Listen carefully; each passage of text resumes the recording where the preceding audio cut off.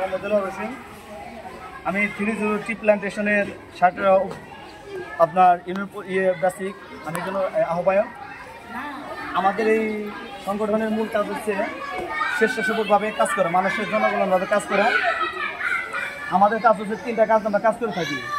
একটা হলো দারিদ্র্য বিমোচন, বেকারত্ব দূর, আর হলো কার্বন ডাই অক্সাইড। এই 3টার আমরা কাজ করে থাকি। আমাদের মূলত উদ্দেশ্য হচ্ছে এই কাজগুলো জনগণের মানুষের দেওয়া। এই কাজ যদি বড় হয় এগুলা দিয়ে মানুষের একটা বেনিফিট আসবে। কাজ হচ্ছে বিনা সুদে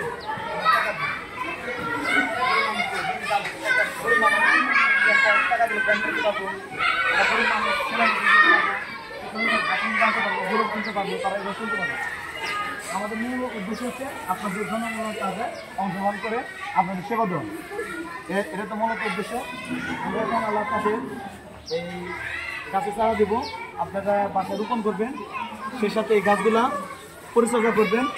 এই গাছ বড় হলে আপনাদের থেকে এটা মোটামুটি একটা ভালো বেনিফিট আসবে। যদি আপনাদের প্রতি জায়গা থাকে আমাদের বলবেন, আমরা 100 গাছ আপনাদের দেবো মাগনা।